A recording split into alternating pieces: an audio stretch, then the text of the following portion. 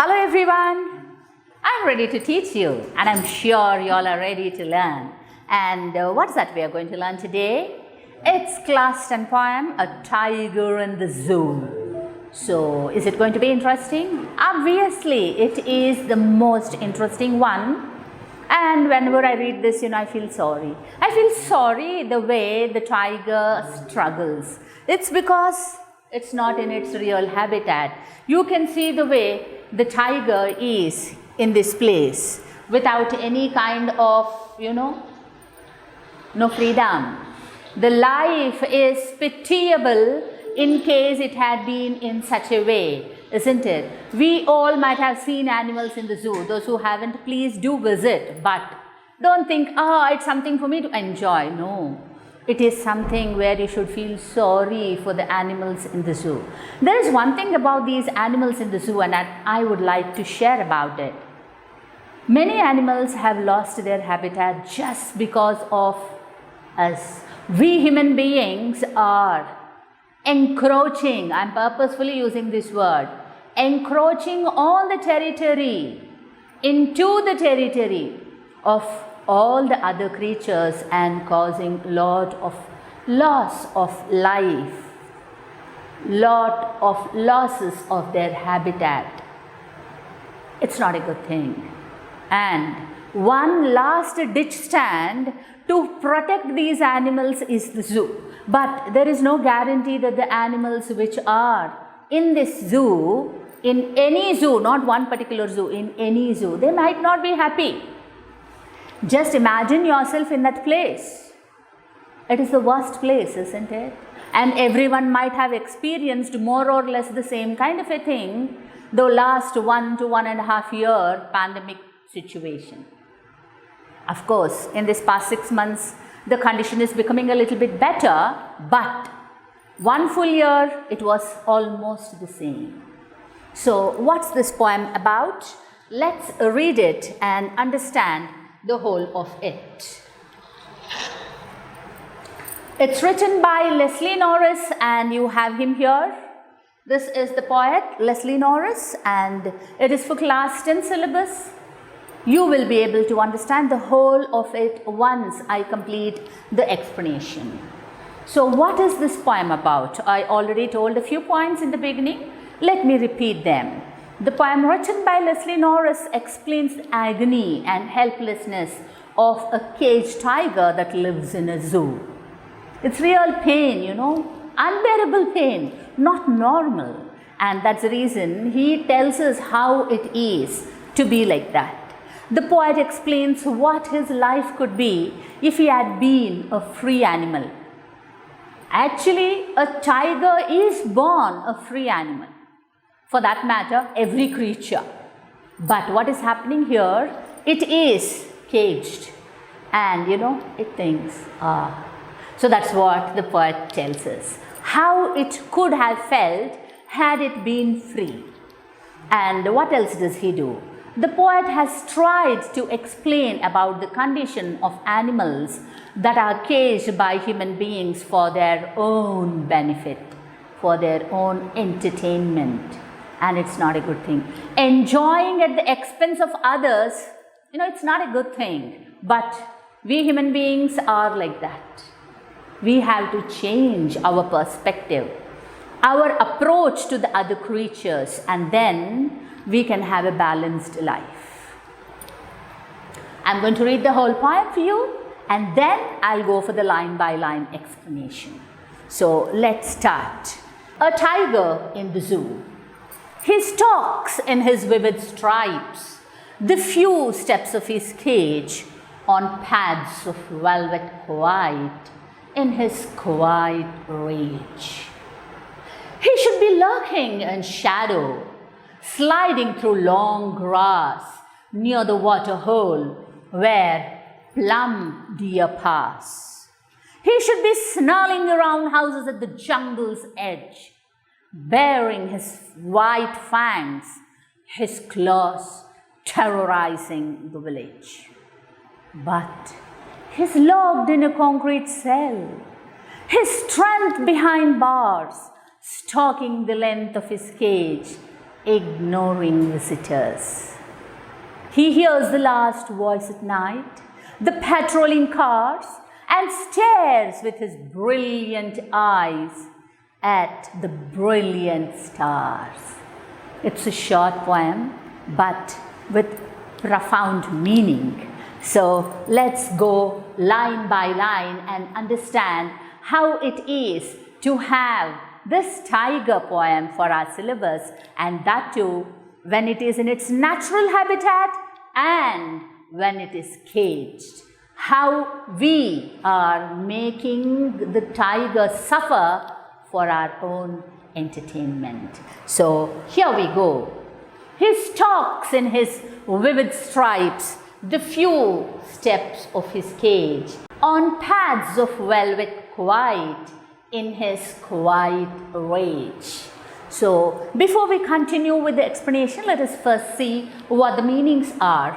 We have got here stalks. Please see S-T-O-C-K, S-T-A-L-K. Both of them are pronounced in the same way, but there's a lot of difference in the meaning, and I'm sure you all know that. And what is the stalks? It is here follows or walks. Vivid. What is the meaning of the word vivid? It's clear. It's not that the stripes on the tiger are unclear. You can look at the way the tiger is, and when it is in this manner, you can see the stripes clearly, isn't it? Even though there is some kind of a background behind, the stripes are clear. That's the reason it is vivid. And bright colored, that too. It's not dull, it's very bright. And what are pads? They are the paws. You know, the animals usually have the paws in this manner. That is the paws. And here it is the paws of the tiger. And the next thing is rage. What's rage?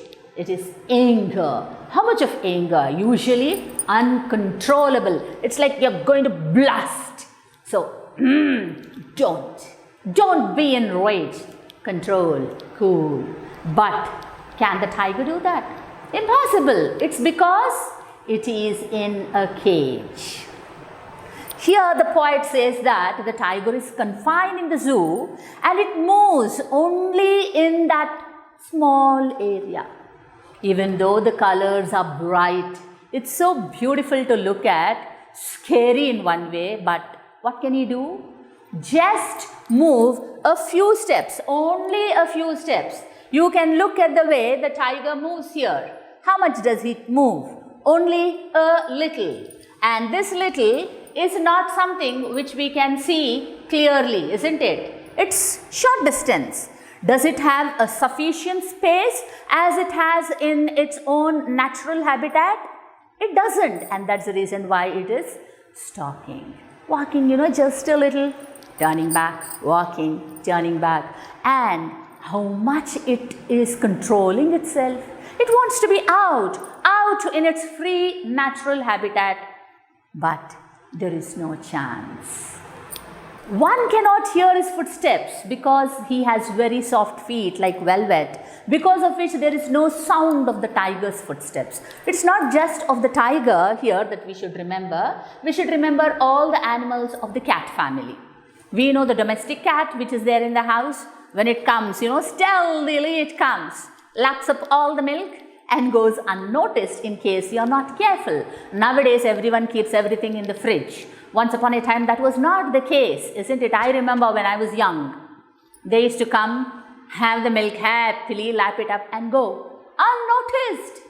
Unless you go and have a look at the vessel and say, oh, milk is gone. Why? Because the pads, here we have the picture of the paws. They're soft. They're compared to velvet here. And this tiger, what is it trying to do? It's controlling its anger by walking. Walking just the short length. How much is it? Maybe it can take 5 or 6 steps, that's all. And then turn. Go again, turn. It's just doing that. And it's an uncontrollable anger, which is not good for anyone. And what are the literary devices? And what about the rhyme scheme? I already told you about the rhyme scheme. Whenever there is any kind of a question for rhyme scheme, what we need to do is check the last words in every line. I will just go back to this. See here, let's see these lines. In case you look at these words, you will be able to understand that we have here stripes, cage, quiet and rage. In these 4 words, what do? We take the last syllable. For stripes, it's ps. We don't have any other word which is exactly rhyming with it. So what do? We give it a name A. Now let us take the next word, cage. And the last word is age. So with this, we have rage. So we name this cage and rage B, because both are the same. And what about the other word, quiet? It's not rhyming with anything. So what do we give it? We give it C. This is how we check. And it's very easy once you get how to go about with this rhyme scheme. And it is mentioned here very clearly, stripes, cage, quiet and rage. And what's the next thing that we have? Personification. All the time we understand, the tiger, it has the qualities of a human being in this particular poem. And that's the reason we call it as if it is a human being, and so it is personification. It's very easy to remember even this. Understand that it has become like a person. So it is personified. It is personification. And what about this metaphor? Metaphor is nothing but comparing one thing to another thing without the usage of like or as. In case you have like or as in the sentence, then it becomes simile. When these two things are not there, I am putting it like this, it becomes a metaphor. So it's very easy for us to understand that. Here, pads of velvet. The poet has not told that they are like the pads of velvet. The poet didn't say that. Directly he said pads of velvet. And that's the reason it is a metaphor. Had it been with like or as, we understand that it could have been simile. So let's see what's the next one. The other things are imagery, consonants, assonance as well as oxymoron. What are these? You might have already got them. In case you hadn't, let's learn. It's very easy once you understand what is what. So imagery is nothing but to get a picture into our mind's eye. Usually whenever any kind of matter is narrated, we get pictures into our mind's eye. It's like a reel, the movie which goes on the screen, but it's in your mind's eye, and that is imagery. What image do you get of this poem? You get tiger, isn't it? Immediately you get a tiger. You try to recollect a condition or a situation wherein you had seen either a real tiger or at least on the silver screen, isn't it? And that comes, and that is imagery. He stalks in his vivid stripes the few steps of his cage. Can you see this? Here we can understand in the previous slide I showed you, it is personification.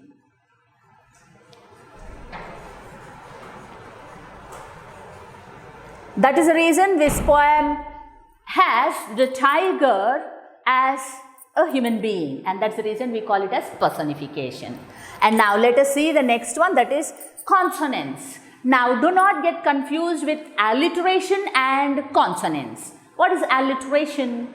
Whenever you get in any given line words which are in close proximity with a consonant sound in the beginning of the word. For example, if I say sweet stories. In case I say sweet stories, we have the sa sound repeated. This becomes alliteration. Now, exactly opposite is consonants. What does it mean? It means that we are getting consonant sounds. Not in the beginning of the word, but anywhere else. Middle, end. So, in this poem, we have the sir sound repeated. Where do we have it? In this place, here, here.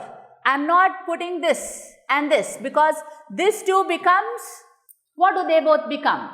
They both become alliteration, and these S here, they become consonants. I hope you are able to get the difference between alliteration and consonants. Now let us go to the next one, that is assonance. What is assonance? You can remember consonants for consonant sound, assonance for vowel sounds. It's easy, damn easy. It is the use of the vowel sounds, and where are they? Anywhere in the middle of the words. It can be anywhere, and then it is so. Here, what do we have? I. This letter I is repeated. See here. In his vivid stripes, we have the letter I repeated in those places. And the next one is oxymoron. And this oxymoron, you know, it shows. How do we remember this oxymoron? Easy. I will give you a simple, you know, mnemonic. Remember this X. So what is it with that X? Simple. Opposites. If you remember X, you will remember it as opposites. That means there are opposite words together. And then you can say, oh, opposite words together, X. What is it? Oxymoron. So how are these words taken, and what was oxymoron in the poem? Quiet rage. Can a person be quiet and angry at the same time? It's not possible, but we can use it in poetry, and the poet here, Leslie Norris, has used it. He's telling that this tiger is controlling itself. How? It's controlling quiet rage, and that is oxymoron. I'm sure everything is understood. Let's go to the next slide.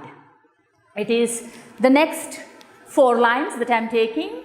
He should be lurking in shadow, sliding through long grass, near the water hole where plump deer pass. Here, can you see the picture? This is exactly like that, camouflage. You know that. When natural, see, God has created all the creatures for the sake of being in such a way that they get protection, and that's a natural protection. When the tiger is in the grass, it's not that easy for us to identify that there is a tiger. So the poet says that this tiger is maybe lurking in the shadows. And what's the meaning of the word lurking? It is to be hidden. Hidden why? Waiting. And waiting for what? For a chance to attack. And we can use the word ambush. What does a tiger do? It pounces on any creature the second it sees that it is convenient for it to attack. And so it is lurking. And what is it that the poet is talking here? He is talking about how this tiger could have been in case it had been in its natural habitat. It would never be stalking up and down in the cage, isn't it? It would wait and pounce. That is what it would do. And where would it wait? Near the water hole. What is a water hole? A water hole is a place where water can be found by the animals, and all the animals know that that is an inevitable place to go, and at the same time there is a possibility for an attack. And that's the reason tigers usually wait near this water hole. And what do they like? The deer. And that is the best food that they have. And usually they select a deer which is a little bit, well built, so that it can satisfy its hunger for maybe a longer period of time. And what else is there here? You can see that, this tiger, shall we see how it is in its natural habitat? It goes on like this. Yes? Painful, very painful. See, it is an ambush. It had waited and it attacked. Correct?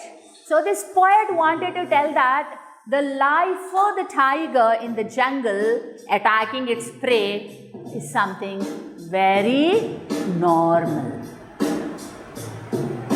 You can see it near the water hole. Got it? Yes. You can also see another picture here, the way It is chasing, the tiger is chasing a deer. I couldn't find a plump deer. I got a normal one, but still you can imagine the later part of it. So that is the real life of the tiger. But what is happening? It's not able to do that. It's only stalking in the cage, trying to be in quiet rage. Now, what about the literary devices, the rhyme scheme, enjambment and all that? Just as we got before, A, B, C, D, same rhyme scheme is continuing even here. Shadow is A, grass and pass is B, and whole, which does not have any other pair for rhyming, is C. Now, enjambment. Now, this is another one which you have to learn, and in many exams they are not asking them, but still I thought it would be better if you get at least an introduction to it. This enjambment, you know, there is no stop. No stop in a continuous 4 lines. You might have seen, it's not that it should be in 4 lines. If it is more than 2 lines without any punctuation mark in the end of the line, then it is enjambment. So the line continues to the next line without any punctuation marks, and it's starting from sliding through till deer pass. And the next one is alliteration. I had already explained when I was talking about consonants. This is the use of the consonant sound in the beginning of the words in any given line, that to close proximity. Here we have per sound, plump and pass. Once again we have got imagery. What is the imagery that we have got? The video that we had seen just before. The tiger waiting for ambush, attacking. And let's go to the next stanza. He should be snarling around houses at the jungle's edge, baring his white fangs, his claws, terrorizing the village. So what should this tiger actually be doing? It shouldn't be in the cage, that's for sure. That means it should have been in the jungle. And you know, there are so many jungles which are on the edge of the villages. Should I tell it like that? No, I should put it the other way around. Many villages are on the edges. That is the reason why sometimes, you know, they come out. They go into the human being's settlement, and it's not their mistake. Please understand that. It is we. We are the culprits. We have unnecessarily gone into their territory, and that's the reason they are not able to understand where to go for food. And so what are they doing? By mistake, a stray animal comes into the human settlement. And what does it do then? It snarls. What's the meaning of snarling? It is a warning sound made by animals. I am not able to tell you exactly, but did you all see a dog fight? Dogs fighting? When they are about to fight, you know, they show their teeth totally. They show. And it's so scary to look at them. The teeth itself is like a signal telling that, oh, better be away. Same thing if at all a tiger does. Maybe if at all a human being is there, they might stop breathing rolls. That's terrorizing, isn't it? That is what happens. Bearing, here it is uncovered. Whatever flesh covers the mouth region for the teeth, you know, it's exposed. You can see the teeth, and it's so scary. And fangs. Usually we get this word fang for snakes. Purposefully the poet is using for this tiger. I think you all remember, they say the fangs of the snake, very poisonous. I am not telling that a tiger's teeth are not poisonous. They are. It is because fear kills a person more than the tiger's teeth, isn't it? Now what is it that the poet is telling in these 4 lines? He is telling that had the tiger got an opportunity to be free, it could have come onto the outskirts of the jungle. In case we have trees like this, let us imagine that in this particular area there are trees. And if there are any houses in this region, what can they do? They can come into this area and they can terrorize the people there just by baring its teeth, showing off. Don't think I'm smiling, I'm trying to show it. So this is how it has. The fear is terrible, whatever is being incited by the tiger. And when is this fear? Only when the tiger is in its natural habitat, not when it's caged, not at all. So what's the rhyme scheme? Same thing again, A, B, C, B. House is separate and clause is separate. So house has A, edge and village. Both of them are rhyming and they have BB. So what is the next one? Onomatopoeia. What is this onomatopoeia? You remember oxymoron, I told you to remember the letter X. Now for this, what should I ask you to remember? It is, the sound and the word. But I'm not able to tell you exactly how to remember this, but it is word and the sound. Both of them are same. You can take B. A bee, what does it do? It buzzes. Isn't it? Bees buzz. Snakes hiss. Hiss, the word, and the sound that the snake makes when it is doing that is the same. Snarl. And the sound that comes out when the tiger or any animal snarls, it's more or less the same. It shows, baring its teeth. And that is onomatopoeia. Why? Remember your mother preparing dosa, mother, you, anyone. If they are preparing dosa, you get the sizzling sound. And the word is sizzling and the sound that you hear is also sizzling. As soon as you pour the batter, sound comes. Sizzling. So that is onomatopoeia. So next time when your mother is preparing dosas, what will you say?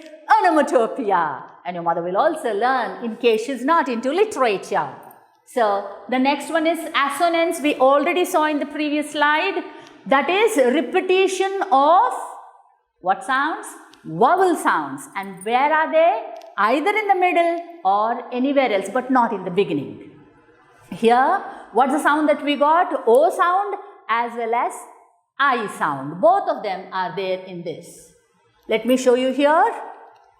See here, should, around, houses. And I sound is repeated in bearing, hiss, white, hiss. So we can understand it easily. The next one is consonants. Once again, as soon as we get consonants, remember alliteration. Alliteration in the beginning of the word, but consonants anywhere else, not in the beginning. And what is this here? We have the S sound repeated. And where is it? In hiss, fangs, hiss, claws. So these are all of them for this few lines. That is the 4 lines which we had seen just before. Now, the next 4 lines. What's in this next 4 lines? Let me read those 4 lines and then tell you the meaning of it. But he's locked in a concrete cell, his strength behind the bars, stalking the length of his cage, ignoring visitors. This stanza should always be understood with the previous stanza. We had seen in the previous stanza how it could have been there had it been free. Terrorizing the villagers, baring its teeth, showing off its fangs, isn't it? And here it is totally helpless. Why? It is because it's in a concrete cell. Now let us see the meanings of the words and then understand this stanza. Concrete, here the building made of bricks. And in the natural habitat, how is it? Grass, water, stones, rocks, whatnot. Everything is there, isn't it? That's natural. Natural is always wonderful than the artificial one, especially for animals which are wild. Domesticated animals at least got habituated to our lifestyle, but wild animals, we should pity them. And he's also here, we should understand that they're without water and we use cement, sand, water, but still we don't have the real water, isn't it? And the poet here is talking about how it is behind this cage. And what is happening? Those bars for the cage are holding the strength of the tiger behind. It's really pitiable sight, isn't it? The ferocious tiger is not able to show its power to whoever comes to visit. And does it pay any attention to the people who have come? No. It's not at all bothered. It's because it knows that it cannot show its power at all. So it ignores whoever comes. X, Y, Z, it's not bothered about them at all. It might be only in one world. What is that world? When will I get a chance to be free? Maybe it's that. That's the reason, it is trying to control its rage. Quiet rage.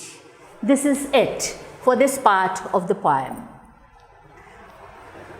See, the natural habitat and the artificial one. I think I showed you the wrong way, but still you can understand it. You have here the artificial one and here you have the natural one. And look at how much of difference is there when the tiger can be in its natural habitat. Camouflaging, enjoying, it's really a wonderful sight. Now, what are the literary devices? Same literary devices once again as we had seen before. A, B, C, B, that is cells, separate, cage, separate, bars and visitors are rhyming. So, A, B, C, B.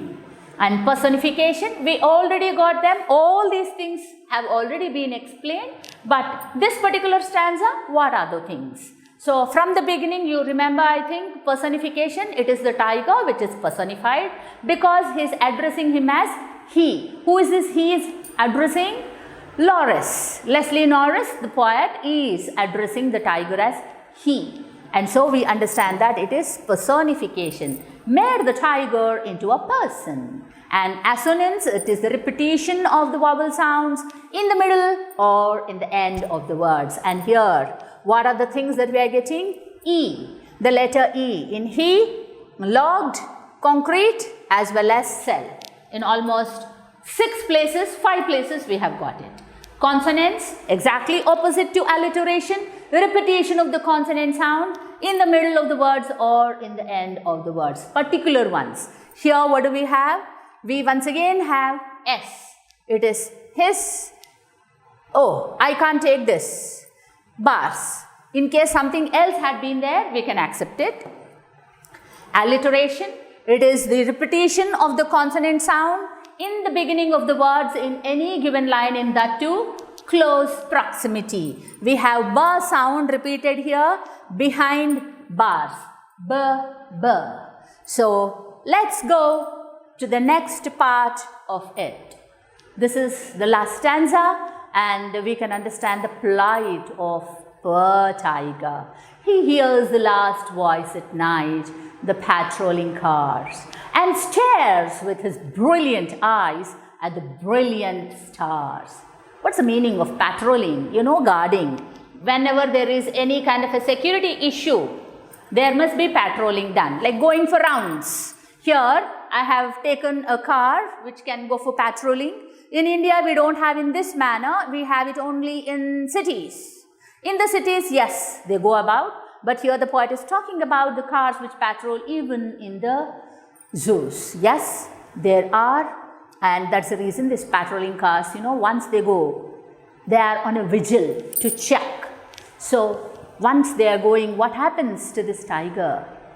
It's night, isn't it? And what does this tiger do? Once it listens, it knows that it is not in its real place, in its natural habitat. So it looks up at the stars. What a pity, isn't it? It knows that its strength is totally behind the bars and it looks up at the stars. He then stares at the shining stars with his shining eyes. Eyes are also shining just like the stars. It's a longing to say, oh, when will I be in the open? It's like that. The poet says, that this tiger is sad. It cannot do anything. It's because it is helpless. And only thing that it can do every night is after the patrolling cars go away, it just looks at the stars. I really feel pity for the tigers, not just for the tiger, every animal which is in the zoo. It's terrible. Thank God the government has at least made a rule that no animals must be used in circus. Previously, that was another kind of a torture. This is not in the lesson, please. It's just general information. You can remember them. In case you have to write something in general, you can do it. So, what are the literary devices that we have here? Same rhyme scheme as we had in the beginning. Same thing, that is A, B, C, B. For night, A. Cars and stars, it is B, and eyes, it is C. Alliteration, we have the repetition of the letter H. He hears. Ha, ha sound is repeated. And the last one is assonance. Assonance is the repetition of vowel sounds, and that too in the middle of the words or in the end of the words. Here we have for with, I. For his also we have I. And for brilliant also we have I in two places. I'm sure you enjoyed the poem, you have understood everything, and you are waiting for more videos from us, isn't it? Please do like, share, comment and subscribe to our channel. Have a good day. Bye-bye.